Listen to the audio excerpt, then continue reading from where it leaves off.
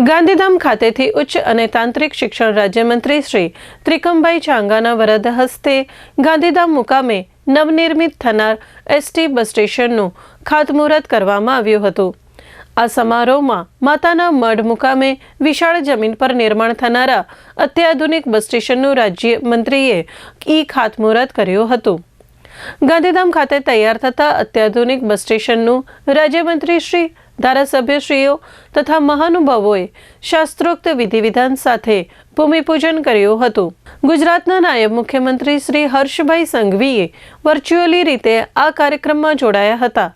નાયબ મુખ્યમંત્રીશ્રીએ વિકાસના વધુ એક આયામ માટે મહાનગરના નગરજનોને શુભેચ્છા પાઠવી હતી। આ સાથે જ બસ સ્પોટ બનાવવાનું કામ ત્વરિત પૂર્ણ કરીને તેને કાર્યરત કરવાની ખાતરી મંત્રીશ્રીએ આપી હતી। મુખ્યમંત્રી શ્રી ભૂપેન્દ્રભાઈ પટેલના નેતૃત્વ હેઠળ સુવ્યવસ્થિત પરિવહન સેવાના કારણે જીએસઆરટીસીના યાત્રીમાં વધારો નોંધાયો છે તેમ નાયબ મુખ્યમંત્રીશ્રીએ જણાવ્યું હતું।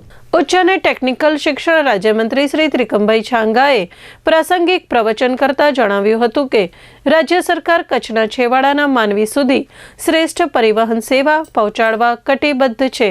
માતાના મઢ અને ગાંધીધામના આ નવનિર્મિત બસ સ્ટેશનનો માત્ર પરિવહનનું માધ્યમ નહીં પરંતુ મુસાફરો માટે સુવિધાનું ઉત્તમ કેન્દ્ર બનશે।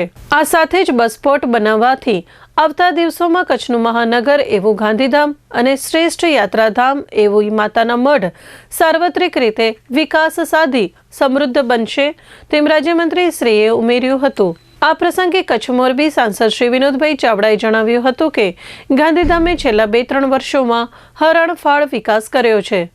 વડાપ્રધાન શ્રી નરેન્દ્રભાઈ મોદીએ દીર્ઘદ્રષ્ટિ રાખીને ટકાઉ માળખાકીય સુવિધાઓ ઉપલબ્ધ કરાવી છે, જેના પરિણામ રૂપે આજે કચ્છને અદ્યતન સુવિધાઓથી તૈયાર થતા ગાંધીધામ અને માતાના મઢના બસ સ્ટેશનો મળ્યા છે।